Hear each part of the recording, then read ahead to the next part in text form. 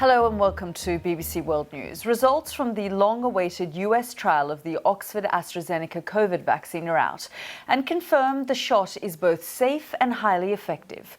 But trust in the jab has plunged in many European countries because of safety concerns. Latest polls have found that over 60% of people questioned in France and more than half of those interviewed in Germany thought the Oxford-AstraZeneca vaccine was unsafe. Our health correspondent Dominic Hughes has more. With the vaccination programme now well underway in the United States, a new trial has cleared the way for the AstraZeneca jab to be added to the armoury. It confirms it's safe and effective, especially for older people. That adds to the growing body of evidence from the use of the jab in millions of patients in the UK. We do, of course, have a lot of data now coming through from the UK on the use of the vaccine in older people, in people over 70 and people over 80, and showing that in real-world use of the vaccine, there is very high effectiveness of the vaccine. It's keeping people out of hospital, it's stopping them getting infected, even in these older age groups. But these empty chairs at a German vaccination centre back up a new survey suggesting many in Europe have lost confidence in the AstraZeneca jab following a scare over blood clots, even though the vaccine has now been given the all-clear by the EU medicines regulator.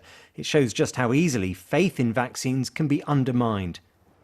And a rising wave of infections across the continent throws into doubt the hopes of so many people of filling up these empty beaches this summer.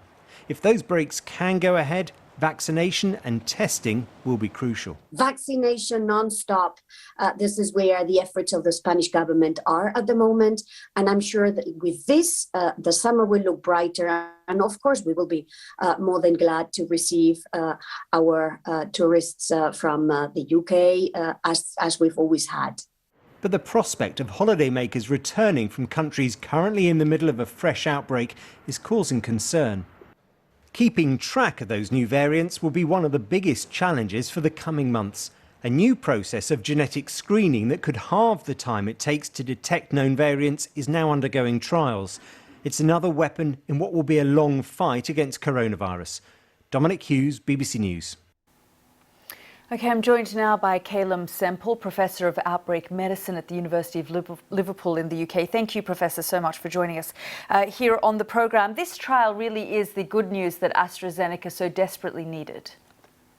It's gold standard evidence. This is a randomised controlled trial. It's been conducted in 3 more geographically distinct countries, and it validates the results found in Britain, South Africa and Brazil.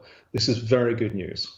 And yet, when we were just showing our piece there, I mean, empty vaccination centres, people concerned about getting vaccinated, the overall reputational damage to AstraZeneca as a result of the politicisation of this vaccine is huge. It's most unfortunate. And we have to stress, if you want to get a disease that causes clots, some of the worst clots that can kill you, catch COVID. Now, the vaccine is safe. That's very different from saying entirely risk-free. Crossing the road has some risks in it, but we still have to cross the road. But this vaccine will protect you from death and critical illness, and it will protect most people from acquisition and minor disease. The risk of clots, if it's real, and we don't know it is incredibly small compared to the benefit from the vaccine. There's one other feature we know about too. Some people catch COVID around the time that they're vaccinated. And that could be confusing, the signal here of this phenomenon where very few people have been noted to have developed clots. So I think people need to take advice from the regulators. We've now heard from the World Health Organization, we've heard from the MHRA in the UK, and we've heard from the European Union's regulator that this vaccine is safe. When the trials produce such good results, and as you say, these sort of reassuring remarks from different health organisations, why then is AstraZeneca getting such bad press?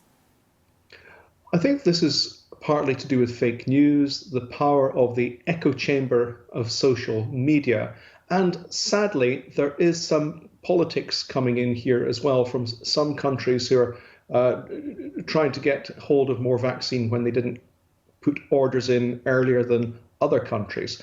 I think that's most unfortunate. I think it's frankly unprofessional when politicians do that. Health and scientists have done their absolute utmost to generate safe vaccines and to distribute these. And for politics to enter this at this stage is most unfortunate.